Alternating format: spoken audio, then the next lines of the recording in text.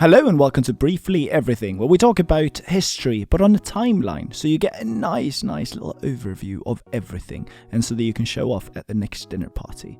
And today we'll start off 1046 BCE, which is actually, coincidentally, the same year we left off in the last video. We'll discuss all the way to 960, and we'll mostly be talking about Jews. Okay, so for the first time now in this course, we'll have two separate events on the same year. The closer we get to modern time, the more this will start to happen, you'll probably notice. We're still in ancient times now. Okay, so while in the last episode we discussed the Zhou overthrowing the Shang, ushering in the new Zhou dynasty in China, over here at the same time in current day Israel, and it actually makes sense to start calling it by that name now, because in 1046 an Israelite by the name of Saul defeated the current ruler and united the local tribes, thus also uniting Israel and becoming its first king, King Saul.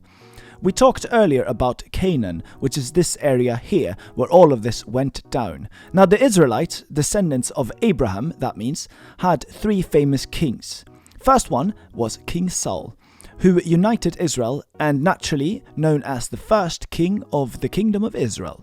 Another noteworthy thing around this time is that the Hebrew elders also began to write down the Old Testament around this time.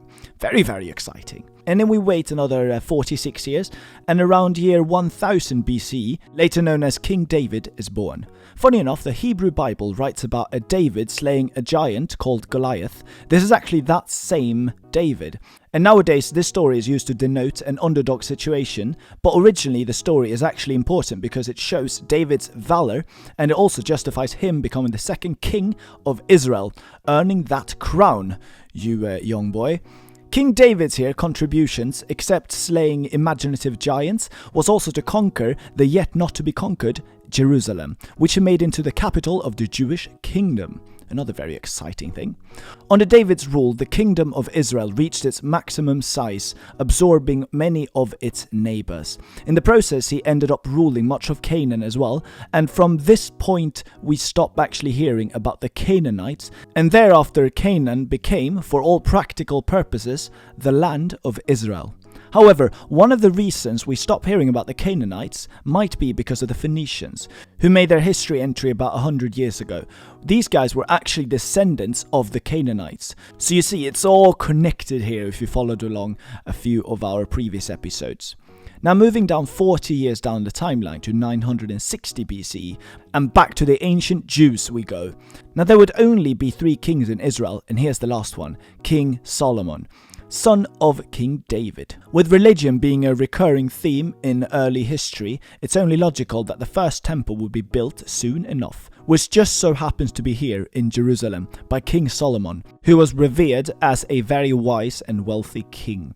Though the temple is often referred to as history's first temple, there were clearly much older temples around by this time already, so I guess we can call this the first Hebrew temple, sometimes also called Solomon's temple. However, it's a very famous one, and it's referred to as the first temple simply.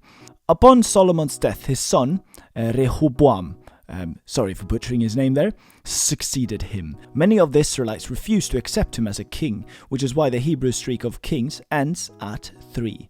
Good enough, I guess, for this time. And as you can probably imagine here, since there was no unifying ruler, naturally, the kingdom got divided into Israel and Judah, actually. Now, that pretty much sums up the video here. We've discussed only Israel and Canaan a little bit, but that got replaced by Israel later on. And the Phoenicians and the Canaanites, and then mainly the three kings of Israel, and what they did, and why we should know about them. Thank you very much for watching, and goodbye.